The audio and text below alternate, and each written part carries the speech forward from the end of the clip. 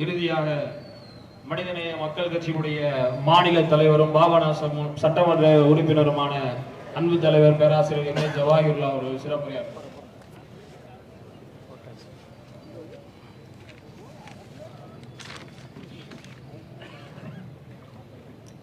வருகின்ற ஏப்ரல் 19 வெள்ளிக்கிழமை அன்று நம்முடைய திண்டுக்கல் நாடாளுமன்ற தொகுதியிலே நடைபெறக்கூடிய தேர்தலிலே இந்தியா கூட்டணியின் சார்பில் மனிதநேய மக்கள் கட்சியின் ஆதரவோடு போட்டியிடக்கூடிய மார்க்சிஸ்ட் கம்யூனிஸ்ட் கட்சியினுடைய வெற்றி வேட்பாளர் அருமைக்குரிய தோழர் சச்சிதானந்தம் அவர்களை ஆதரித்து நடைபெறக்கூடிய இந்த மாபெரும் பொதுக்கூட்டத்திற்கு தலைமை தாங்கி கொண்டிருக்கின்ற மனிதநேய மக்கள் கட்சியினுடைய திண்டுக்கல் கிழக்கு மாவட்ட தலைவர் அருமை தம்பி ஷேக் ஃபரீத் அவர்களை, வரவேற்புரை ஆற்றியிருக்கின்ற மனிதநேய மக்கள் கட்சியினுடைய மாவட்ட செயலாளர் அருமை சகோதரர் முகமது ரிஜால் அவர்களை, இந்த நிகழ்விலே மிக சிறப்பான முறையிலே இங்கே உரையாற்றி அமர்ந்திருக்கின்ற மாநகர திராவிட முன்னேற்ற கழகத்தினுடைய துணை செயலாளரும் மாநகராட்சி மேயருமான அருமை சகோதரி இளமதி ஜோதி பிரகாஷ் அவர்களை,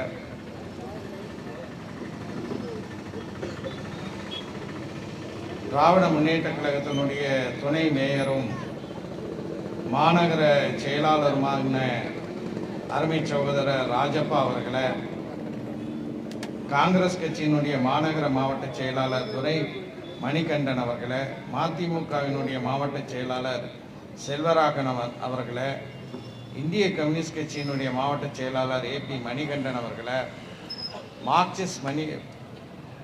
மார்க்சிஸ்ட் கம்யூனிஸ்ட் கட்சியினுடைய மாவட்ட செயற்குழு உறுப்பினர் பிரபாகரன் அவர்களை, விடுதலை சிறுத்தைகள் கட்சியினுடைய மாநகர மாவட்ட செயலாளர் மைதீன் பாபா அவர்களை, திராவிடர் கழகத்தினுடைய மாவட்ட தலைவர் ஆனந்த் முனியரசன் அவர்களை, மக்கள் நீதி மையத்தைச் சேர்ந்த அருமை சகோதரர் சீனிவாச பாபு அவர்களை, இந்த நிகழ்விலே பங்கு கொண்டிருக்கின்ற இந்தியன் யூனியன் முஸ்லீம் லீக்கினுடைய கிழக்கு மாவட்ட தலைவர் அருமை சகோதரர் அம்ஜா அவர்களை, ஆதி தமிழர் கட்சியினுடைய மாவட்ட செயலாளர் வினோத் அவர்களை, மக்கள் விடுதலை கட்சியினுடைய மாவட்ட செயலாளர் தண்டபாணி அவர்களை, ஆதி தமிழர் பேரவையைச் சேர்ந்த மாரிமுத்து அவர்களை, அகில இந்திய ஃபார்வர்ட் பிளாக்கைச் சேர்ந்த ஜெயராமன் அவர்களை, தமிழக விடுதலை தொழிலாளர் சங்கத்தைச் சேர்ந்த தங்கவேல் அவர்களை, எம்ஜிஆர் கழகத்தினுடைய மாவட்ட செயலாளர் சீனிவாசன் அவர்களை, கொங்குநாடு மக்கள் தேசிய கட்சியைச் சேர்ந்த அருள் அவர்களை, இங்கே மிக சிறப்பான முறையில் உரையாற்றி அமர்ந்திருக்கின்ற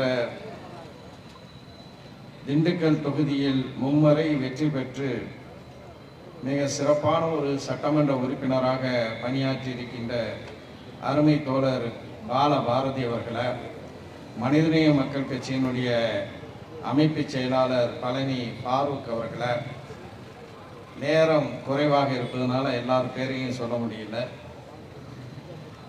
கண்ணியத்திற்குரிய தாய்மார்களே, பெரியவர்களே, அன்பிற்கினிய சகோதரர்களே, சகோதரிகளே, உங்கள் அனைவர் மீதும் இறைவனின் பேரருள் பொழியப்படட்டும் என்று பிரார்த்தித்து தொடங்குகின்றேன். வருகின்ற ஏப்ரல் 19ஆம் தேதி நடைபெறவிருக்கின்ற தேர்தல் மக்களாட்சிக்கும் ஜனநாயகத்திற்கும் சர்வாதிகாரத்திற்கும் இடையிலே நடைபெறக்கூடிய ஒரு அறப்போர் என்று சொன்னால் அது மிகையாகாது. காரணம், கடந்த 10 ஆண்டுகளாக ஒன்றியத்திலே ஆட்சி செய்து கொண்டிருக்கின்ற மோடி தலைமையிலான பாஜக ஆட்சியை பற்றி பல ஆய்வுகள், லீடர்ம் என்ற ஒரு நிறுவனம் உலகின் பல்வேறு நாடுகளிலே ஜனநாயக நெறிமுறைகள் எப்படி பேணப்பட்டு வருகின்றன என்பதை பற்றி ஆய்வு செய்யக்கூடிய அந்த நிறுவனம் சமீபத்தில் வெளியிட்டிருக்கின்ற ஒரு ஆய்வு குறிப்பில் என்ன சொல்றாங்கன்னா, India under Modi is now becoming an elected autocracy அப்படின்னு சொல்லியிருக்காங்க. அதாவது மோடியின் தலைமையின் கீழே இந்தியா ஒரு தேர்ந்தெடுக்கப்பட்ட எதேச்சதிகாரமாக மாறிவிட்டது என்று சொல்லியிருக்கிறார்கள். நம்முடைய விடுதலை போராட்ட வீரர்கள் எவ்வளவு பெரிய தியாகங்களை எல்லாம் செய்தார்கள் என்பதற்கு இந்த திண்டுக்கல் ஒரு பெரிய சான்றாக இருக்கின்றது. வெள்ளைக்காரனை எதிர்த்து வீர தீரமாக போரிட்ட ஹைதர் அலி திப்பு சுல்தானுக்கு இங்கே ஒரு நினைவு மண்டபம் கட்டப்பட வேண்டும் என்று நான் சட்டமன்றத்தில் ராமநாதபுரம் சட்டமன்ற உறுப்பினராக இருந்தபோது எடுத்து வைத்த கோரிக்கை, அதை வழிமொழிந்து நம்முடைய திண்டுக்கல் சட்டமன்ற உறுப்பினராக இருந்த அருமை தோழர் பால பாரதி அவர்களும் அதை வழிமொழிந்து வலிமையாக பேசிய அந்த நிகழ்வு இன்று இங்கே ஒரு மணிமண்டபம் இருக்கின்றது என்றால், அப்படிப்பட்ட ஒரு பெரும் விடுதலை போராட்ட வீரர்கள் வெள்ளைக்காரனுடைய எதேச்சதிகாரத்தை எதிர்த்து போரிட்டார்கள். அதே போல அஹிம்சா வழியிலும் போராட்ட நெறிமுறைகளிலும் மிகப்பெரிய அளவிலே போராட்டம் நடத்தி நாம் 1947 ஆகஸ்ட் 15 விடுதலை பெற்றோம் என்றால், இந்த நாட்டிலே பேச்சு உரிமை இருக்க வேண்டும், இந்த நாட்டிலே எழுத்துரிமை இருக்க வேண்டும், இந்த நாட்டிலே மாநிலங்களுடைய உரிமைகள் பேணப்பட வேண்டும், சமூக நீதி பேணப்பட வேண்டும் என்றெல்லாம் அவர்கள் கனவு கண்டு இந்த தேசத்தை உருவாக்கினார்கள். இன்று ஏப்ரல் 14 இன்றைய தினம்தான் புரட்சியாளர் அம்பேத்கர் அவர்களுடைய பிறந்த தினம். இந்தியாவுக்கு எப்படிப்பட்ட ஒரு அரசமைப்பு சட்டம் உருவாக்க வேண்டும் என்பதற்கு நியமிக்கப்பட்ட குழுவுக்கு தலைமை தாங்கியவர் புரட்சியாளர் அம்பேத்கர் அவர்கள். ஒரு டெமோக்ராட்டிக் செக்யூலர் சோசியலிஸ்டிக் ரிபப்ளிக், ஒரு மதசார்பற்ற ஜனநாயக சமதர்ம குடியரசாக இந்தியாவை எப்படி அது அமைக்கப்பட வேண்டும் என்பதற்காக ஒரு சிறந்த அரசமைப்பு சட்டம் புரட்சியாளர் அம்பேத்கர் அவர்களுடைய மேற்பார்வையிலே உருவாக்கப்பட்டது.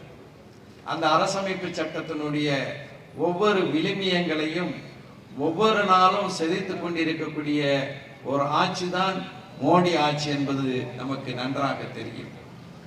அப்படியான ஒரு நிலையில இந்த தேர்தல் ஜனநாயகத்திற்கும் எதேச்சதிகாரத்திற்கும் இடையிலே நடக்கக்கூடிய இந்த தேர்தலில் இந்தியா முழுவதும், வெறும் தமிழ்நாட்டில் மட்டுமல்ல, இன்றைக்கு வட மாநிலங்களிலிருந்து வரக்கூடிய செய்திகள், அது உத்தரப்பிரதேசமாக இருந்தாலும் சரி, உத்தரகாண்டாக இருந்தாலும் சரி, ராஜஸ்தானாக இருந்தாலும் சரி, மகாராஷ்டிரமாக இருந்தாலும் சரி, அங்குள்ள மக்களும் விழித்தெழுந்து இந்த எதேச்சதிகார மோடி ஆட்சியை வீட்டுக்கு அனுப்ப தயாராகி விட்டார்கள் என்பதற்கான செய்திகள் ஏராளமாக வந்து கொண்டிருக்கின்றது. நான் அதை நேரிலே பார்த்தேன்.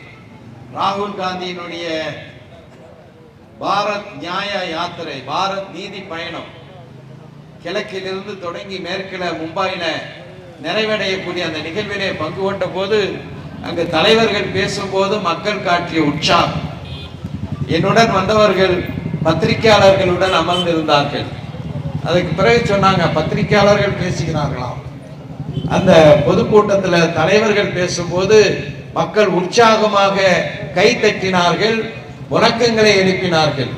பத்திரிகையாளர்கள் சொன்னார்களாம், மோடியுடைய கூட்டத்திலே நம்ம பங்கு கொள்றோம், அங்க வரக்கூடிய மக்கள் எல்லாம் அப்படியே ஒரு சிலை மாதிரி எந்த ரியாக்ஷனும் இல்லாம, எந்த ஆரவாரமும் இல்லாம அமைதியா இருக்காங்க. See, this is a vibrant crowd. இது ஒரு உணர்ச்சி வசப்பட்ட ஒரு கூட்டமாக இங்கு இருக்கின்றது என்று சொல்லக்கூடிய அளவுக்கு வட இந்தியாவிலும் இந்தியா கூட்டணிக்கு ஆதரவான பேரலை தான் வீசிக்கொண்டிருக்கின்றது. தமிழ்நாட்டில் தோழர் பாலபாரதி சொன்னதிலிருந்து நான் மாறுபடுகின்றேன். கோவையில் அண்ணாமலை மட்டுமல்ல, பாஜக தமிழ்நாட்டிலே பாஜகவும் அதன் கூட்டணியும் அனைத்து தொகுதிகளிலும் அவர்கள் வைப்பு தொகையை, டெபாசிட்டை இழப்பார்கள் என்பதில் மாற்று கருத்து இல்லை. இந்த சூழலில் தான் நம்முடைய திண்டுக்கல் தொகுதியில ஒருவர் போட்டியிடுகிறார். அதிமுக கூட்டணியில போட்டியிடுகிறார். அதிமுகவுக்கு கூஜா தூக்கி கொண்டு போட்டியிடுகின்றார். இங்கே பேசிய திராவிடர் கழகத்தினுடைய தலைவர் அவர்கள் சில கருத்துக்களை சொன்னார்கள். உண்மையிலேயே அதிமுக சின்னத்துல போட்டியிடக்கூடிய அவருக்கும் அவரை சார்ந்த கட்சியை சேர்ந்தவர்களுக்கும் நாம் பரிதாபப்படுகிறோம். அவங்க மேல ஒரு நல்ல எண்ணத்துல சொல்றோம், அவரும் இந்த தொகுதியில டெபாசிட்டை இழக்க வேண்டும். இந்தியா கூட்டணி தான் வெற்றி பெறப் போகின்றது, அதுல மாற்று கருத்து இல்லை. ஒருவேளை இந்தியா கூட்டணி அந்த வெற்றி வாய்ப்பை இழந்து பாஜகவுக்கு அந்த வாய்ப்பு ஏற்படக்கூடிய ஒரு சூழல்ல இன்றைக்கு அதிமுக தப்பி தவறி வெற்றி பெற்று விட்டால், இந்த திண்டுக்கல்காரரும் இந்த இரட்டை இலையில நிக்கிறவரும் வெற்றி பெற்று விட்டால், பாஜகவுக்கு ஆதரவு என்று அதிமுக நிலைப்பாடு எடுக்கும் போது இவருடைய நிலை என்ன? இரட்டை இலையில போட்டியிட்டவர் அந்த கொரோனாவினுடைய உத்தரவுக்கு அடிபணிய வேண்டும். இவங்க கொள்கை, கோட்பாடு, பாசிசத்துக்கு எதிராக எடுத்த நிலைப்பாடு எல்லாம் ஒரு நிமிடத்துல சுக்குநூறு ஆக்கிவிடும். எனவே இந்த திண்டுக்கல் தொகுதியிலும் அவங்களுக்கு நன்மை செய்வோம். அந்த தோழரும் டெபாசிட் இழப்பதற்கான வேலையை நம்ம பார்ப்போம். வீடுகளுக்கெல்லாம் பெண்களை அனுப்பி மணிக்கணக்கில் பேசுகிறார்களாம். நான் தாய்மார்களை பார்த்து இங்கே திண்டுக்கல்ல சொல்ல விரும்புகின்றேன். இந்த 10 ஆண்டுகள் நடைபெற்ற பாஜக ஆட்சி எத்தனை தொல்லைகளை, துன்பங்களை அனைவருக்கும் தந்த ஆட்சி என்பதுல மாற்று கருத்து இல்லை. அதே நேரத்தில் சிறுபான்மை சமூகத்தை சார்ந்த எத்தனை குடும்பத்தினர் துயரங்களையும் துன்பங்களையும் குடும்ப தலைவர்களையும் நாளை குடும்பத்தை காப்பாற்றக்கூடிய இளைஞர்களையும் படுகொலை செய்தவர்கள் பாஜகவினர் என்பதுல மாற்று கருத்தில்லை. இன்றைக்கு எந்த அதிமுக கூட்டணியில போட்டியிடுகிறார்களோ அந்த அதிமுக கூட்டணியினுடைய தலைவர் எடப்பாடி பழனிசாமி பாஜகவுடன் நாங்க உறவை முறித்து கொண்டோம், தலாக் செய்து விட்டோம் என்று சொல்றாரு. ஆனா தலாக் செஞ்ச மாதிரி நமக்கு தெரியல, உறவை முறித்த மாதிரி தெரியவில்லை. உறவை முறித்திருந்தால் அவர் பல்வேறு பரப்புரைகளில என்ன பேசி இருக்க வேண்டும்? எங்கள் இந்தியா கூட்டணியினருக்கு தமிழ்நாட்டில் தலைமை தாங்கக்கூடிய தளபதி மு.க. ஸ்டாலின் அவர்களும் கூட்டணி கட்சி தலைவர்களும் மிக வலுவாக பேசுகிறார்கள். மீண்டும் மீண்டும் வேண்டாம் மோடி, இந்த தேர்தலிலே அவரை அனுப்ப வேண்டும் வீட்டுக்கு என்று பேசுகிறார்கள். எடப்பாடி பழனிசாமி எங்கேயாவது மோடி பிரதமராவதை நாங்கள் விரும்பவில்லை என்று எங்கேயாவது பேசி இருக்கிறாரா? பாஜகவை விமர்சிக்கிறார், அண்ணாமலையை விமர்சித்து பேசி இருக்கிறார். ஆனா உங்களுடைய பிரதமர் வேட்பாளர் யார் அப்படின்னு கேட்டா பதில் இல்லை. எனவே மோடி தான் அவர்களுடைய பிரதமர் வேட்பாளர்.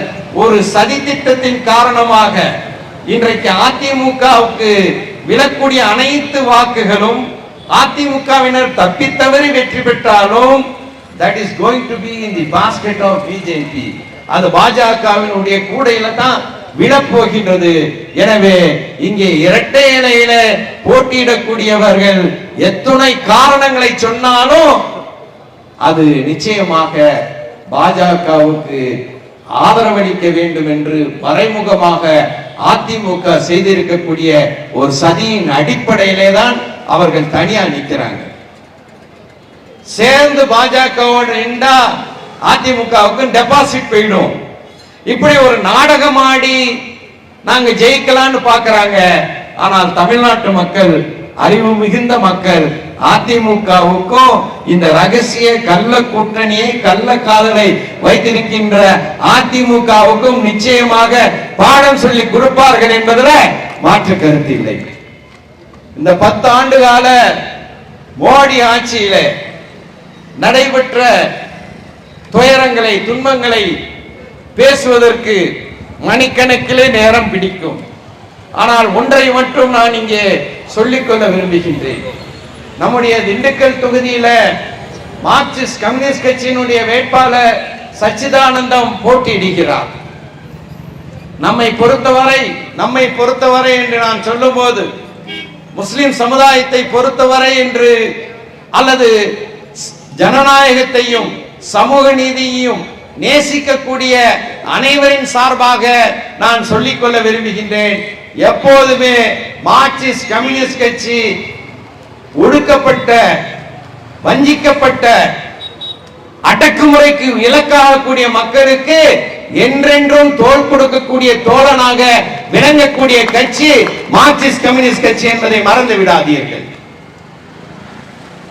2-3 தினங்களுக்கு முன்பு சென்ற வியாழக்கிழமை நாமெல்லாம் ஈகை திருநாளை, நோன்பு பெருநாளை கொண்டாடினோம், மகிழ்ச்சியோடு கொண்டாடினோம். இதே போன்றுதான் ஜுனைத் கான் கொண்டாடுவதற்காக டெல்லிக்கு வந்து தன்னுடைய குடும்ப உறுப்பினர்களுக்கு, அம்மாவுக்கு, அப்பாவுக்கு, கூட பிறந்த சகோதர சகோதரிகளுக்கு புத்தாடைகளை வாங்கி கொண்டு டெல்லியிலிருந்து உத்தரப்பிரதேசம் செல்லக்கூடிய ரயிலிலே ஏறுகின்றான் அந்த வாலிபன். ரயில் பொட்டியில நெரிசலா இருக்கு, கொஞ்சம் உட்காரத்துக்கு இடம் தாங்கன்னு கேட்டான். உன் பேர் என்னன்னு கேட்டாங்க. ஜுனைத் கான் அப்படின்னு சொன்னான். பொட்டி வச்சிருக்க, அதுல என்ன இருக்குன்னா அதுல புது சாமான், புது துணிமணிகள்லாம் இருக்கு. இல்ல, நீ பொட்டியில வச்சுக்கிறது மாட்டு இறைச்சி என்று சொல்லி ரயிலில் அடித்து கொல்லப்பட்ட அந்த சம்பவம் மறக்க முடியுமா? அந்த சம்பவம் நடைபெற்ற போது ஜுனைத் கான் கொல்லப்பட்ட அந்த சம்பவத்தை எதிர்த்து இந்தியா கூட்டணியினுடைய தலைவர்கள் கடுமையான எதிர்ப்புகளை தெரிவித்தார்கள், போராட்டங்களை நடத்தினார்கள். நம்முடைய மார்க்சிஸ்ட் கம்யூனிஸ்ட் கட்சியினுடைய போலிட் பீரோ தலைமை நிர்வாக குழுவினுடைய உறுப்பினர் 74 வயது சகோதரி பிரிண்டா கேரட் அவர்கள் ஜுனைத் கானுடைய வீட்டுக்கே நேரடியாக சென்று அந்த குடும்ப உறுப்பினர்களுக்கெல்லாம் ஆறுதல் சொல்லிவிட்டு வந்தார். மீண்டும் சென்ற வியாழக்கிழமை எல்லாரும் ஜுனைத் கானை மறந்து விடலாம், ஆனால் நம்முடைய மார்க்சிஸ்ட் கம்யூனிஸ்ட் கட்சியினுடைய தோழர் பிரிண்டா கேரட் ஜுனைத் கானை மறக்கவில்லை. அவர்களுடைய வீட்டுக்கு சென்று இந்த நோன்பு பெருநாள் அன்று அவங்க குடும்ப உறுப்பினர்களை பார்த்து மீண்டும் ஆறுதல் சொன்ன படத்தை பார்த்திருக்கீங்க. இதை நான் ஏன் சொல்கிறேன் என்றால், நினைக்கிறவங்க பெரிய தேசிய கட்சியா இந்தியா முழுவதும் இருக்காங்களாம். ஒரு ஊர்லயும் ஒரு எம்பி எம்எல்ஏ இதுவரைக்கும் இருந்தது இல்ல, அது வேற கதை. இவங்க போனாங்களா? போனது எங்கள் தோழர் பிருந்தா கேரட். அந்த கட்சியினுடைய தோழர் சச்சிதானந்தம் எங்களுக்கு நெருக்கமானவர், நீங்கள் இல்லை என்பதை இந்த நேரத்தில் சொல்லிக்கொள்ள விரும்புகின்றேன். இது ஒரு சம்பவமா? டெல்லியில ஒரு பகுதி ஜோகேஸ்வரி என்று சொல்லக்கூடிய பகுதி, அந்த பகுதியில ஏழை முஸ்லிம்கள் வாழ்கிறார்கள். மோடி ஆட்சியும் சரி, உத்தரப்பிரதேசத்தினுடைய யோகி ஆதித்யநாத் ஆட்சியும் சரி, கடப்பாறையுடனும் புல்டோசருடனுமே வீடுகளை இடிப்பதுதான் அவர்களுடைய வழக்கமாக இருக்கின்றது. அந்த ஜோகேஸ்வரி பகுதியில ஏழை முஸ்லிம்கள் வாழக்கூடிய வீடுகள் ஆக்கிரமிப்பு என்று சொல்லி அதை அகற்றுவதற்கு முயற்சி செய்கிறார்கள். காரணம், அங்கே ஒரு ஊர்வலம் போயிட்டு இருந்திருக்கு. பள்ளிவாசல் கிட்டே போகும்போது ஒரு சிறிய தகராறு ஏற்பட்டு இருக்கின்றது.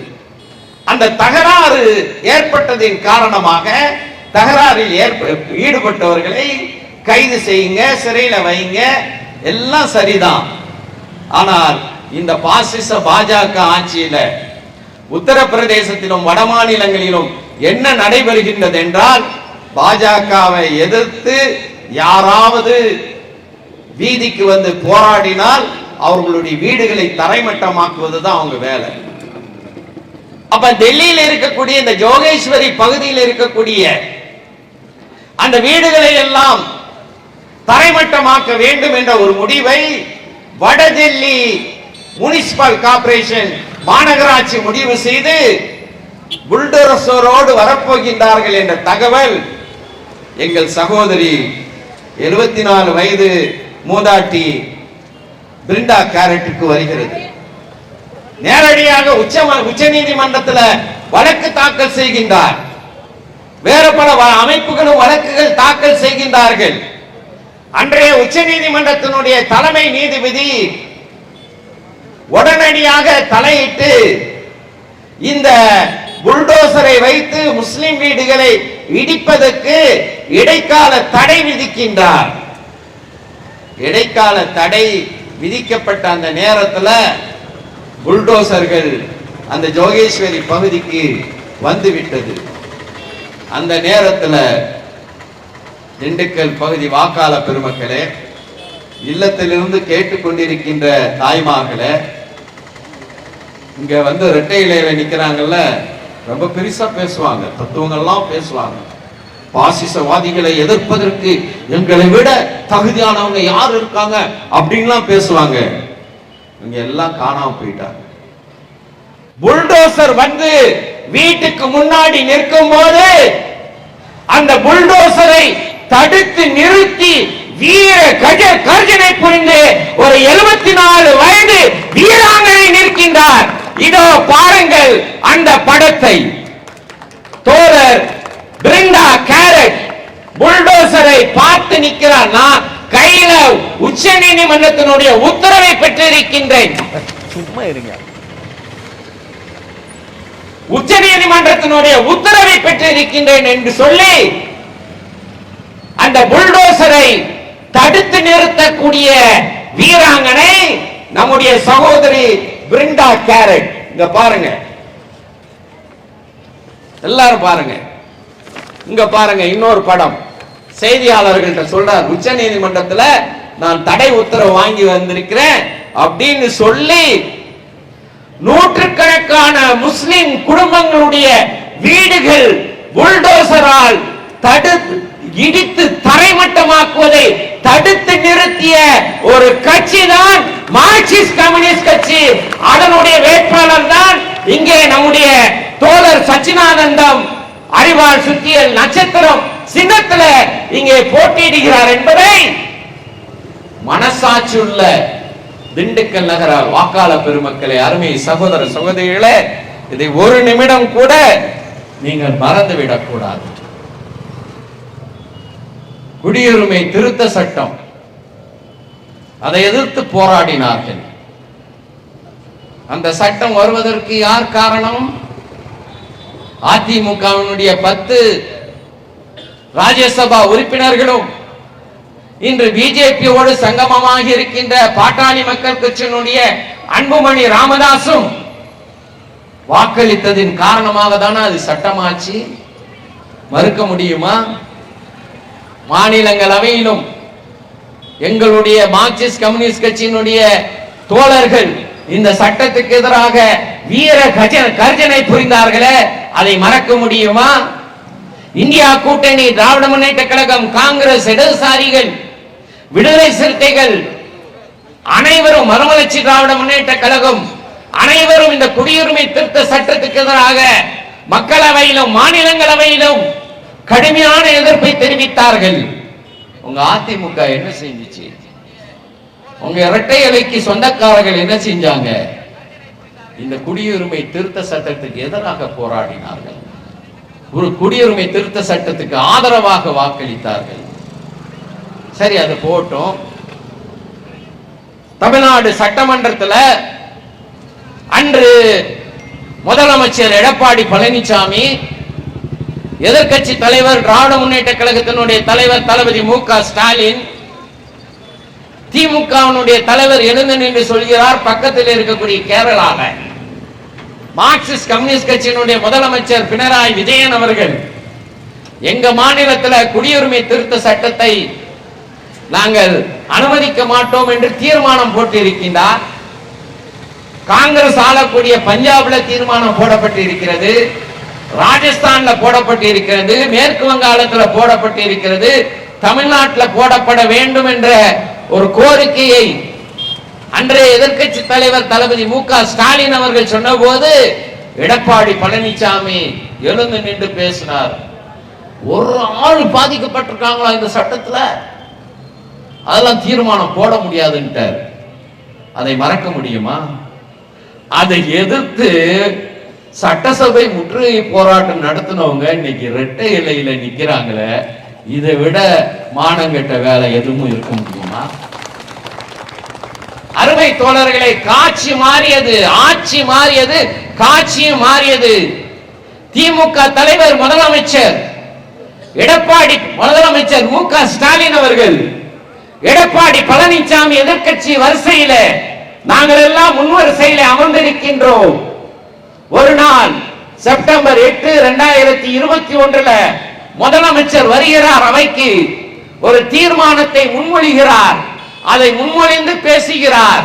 சிஏஏ சட்டத்தையும் அதோடு சேர்ந்திருக்கக்கூடிய என்பிஆரையும் என்ஆர்சியும் தமிழ்நாட்டில் நாங்கள் அனுமதிக்க மாட்டோம் என்று முதலமைச்சர் தீர்மானத்தை முன்மொழியும் போது நானும் காங்கிரஸ் கட்சியை சேர்ந்தவர்களும், மார்க்சிஸ்ட் கம்யூனிஸ்ட் கட்சி, இந்திய கம்யூனிஸ்ட் கட்சி, விடுதலை சிறுத்தைகள் கட்சி, கொங்கு நாடு மக்கள் கட்சி எல்லாரும் ஆதரித்து பேசுகின்றோம்.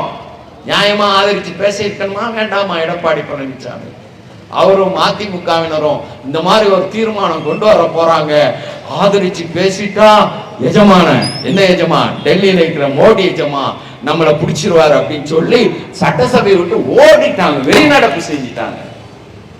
அந்த இரட்டை இலையில நிக்கிறது சமுதாய துரோகம் இல்லையா? இந்த சமுதாய துரோகிகளை வெற்றி பெற வைக்க முடியுமா? அது மட்டுமல்ல, இந்த அதிமுக ஆட்சியில குடியுரிமை திருத்த சட்டத்துக்கு எதிராக போராடினோம் என்பதற்காக 2500க்கும் மேற்பட்ட வழக்குகள், ராயபுரத்தில் ஷாஹின்பாக் பாணியிலே போராட்டம் நடத்திய முஸ்லிம்கள் மீது அந்த இரவிலே தடியடி பிரயோகம், இதெல்லாம் நடந்தது அதிமுக ஆட்சியில. வழக்குகளை போட்டார்கள். இங்க திண்டுக்கல்ல போராடின இந்த சகோதரர்கள், இங்க இருக்கிற எங்களுடைய மாவட்ட தலைவராக இருக்கட்டும், எங்களுடைய மாநில அமைப்பு செயலாளர் எல்லார் மேலையும் வழக்குகள். இந்த வழக்குகளை எல்லாம் போட்டது எடப்பாடி பழனிசாமி அரசு. நாங்க போய் கூட்டமைப்பின் சார்பாக அவர்கிட்ட போய் இந்த வழக்குகள்லாம் வாபஸ் வாங்குறோம், வாங்குங்க அப்படின்னு சொன்னோம். அதெல்லாம் ஏழாதுன்னு சொல்லிட்டாரு. ஆட்சி மாறியது. திமுக ஆட்சியில தான் இந்த வழக்குகள் அனைத்தும் ஏறத்தாழ 2500 வழக்குகள் வாபஸ் பெறப்பட்டது திராவிட முன்னேற்ற கழகத்தினுடைய ஆட்சியில என்பதை மறந்துவிட முடியுமா? அருமை சகோதரர்களே, சகோதரிகளே, சிந்தித்து பார்க்க வேண்டும். என்றென்றும் நம்முடைய உற்ற தோழனாக இந்த சமூகத்தினுடைய சுக துக்கங்களிலே பங்கு வரக்கூடிய ஒரு தோழன் மார்க்சிஸ்ட் கம்யூனிஸ்ட் கட்சி. நான் ராமநாதபுரம் சட்டமன்ற உறுப்பினராக தேர்ந்தெடுக்கப்பட்ட போது நம்முடைய அன்பு தோழர் பாலபாரதி அவர்களும் சட்டமன்ற உறுப்பினர். அப்போது ராமேஸ்வரம் என்னுடைய தொகுதியில் தான் வந்தது. அங்கே இருக்கக்கூடிய கோயிலுக்கு சுற்றி இருக்கக்கூடிய ரத வீதிகளில் தண்ணீர் வசதிகளும் அடிப்படை வசதிகளும், அங்கு வரக்கூடிய யாத்திரிகளுக்கு யாத்திரை நிவாசம் கட்டியமைக்க வேண்டும் என்று கோரிக்கை வைத்தேன். அன்றைய அரசு அதை செய்து கொடுத்தது. இப்போது நான் பாபநாசம் சட்டமன்ற உறுப்பினர். என்னுடைய தொகுதியில் தான் முருகப்பெருமானின் 4ஆம் படை வீடான சுவாமிமலை கோயில் அமைந்திருக்கின்றது. அங்கு ஒரு நாள் ஆய்வுக்கு சென்றேன். வயது முதிர்ந்த பக்தர்கள் அந்த படிக்கட்டில் ஏறதுக்கு மூட்டு வலியின் காரணமாக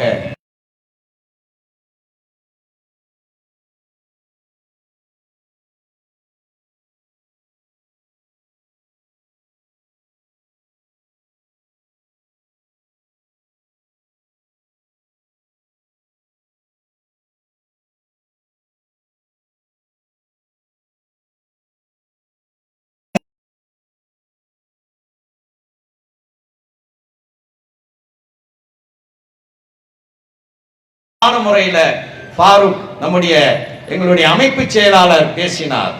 இங்கே நாங்கள் பார்ப்பது மதத்தை அல்ல, எந்த மதத்தை சார்ந்தவர்கள் அல்ல. யார் அரசமைப்பு சட்டத்துக்கு விசுவாசம் கொண்டு அனைத்து மக்களுக்காகவும் பாடுபடுவாரோ அவர்களை தான் நாம் தேர்ந்தெடுக்க வேண்டும்.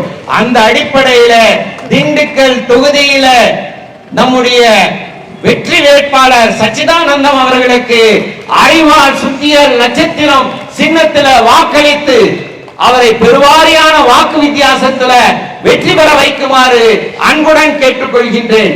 வேண்டாம் வேண்டாம் மோடி, வேண்டாம் வேண்டாம் வேண்டாம் வேண்டாம் வேண்டாம் வேண்டாம் வேண்டாம் வேண்டும் வேண்டும் வேண்டும் வேண்டும். நமது சின்னம் நமது சின்னம் நமது சின்னம் நமது வேட்பாளர் நமது வேட்பாளர் நமது வேட்பாளர். நன்றி.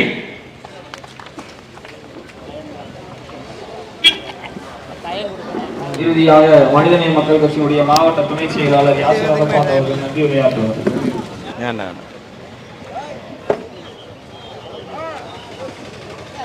நடைபெற்று முடிந்த இந்த இந்தியா கூட்டணி சார்பாக மனிதநேய மக்கள் கட்சியின் சார்பில் நடைபெற்ற இந்த பொதுக்கூட்டத்திற்கு சிறப்பு அழைப்பாளராக வந்த அனைவருக்கும், அனுமதி அளித்த காவல்துறை அன்பர்களுக்கும், கூட்டணி கட்சி தலைவர்களுக்கும் நன்றியை தெரிவித்துக் கொள்கிறோம். நன்றி.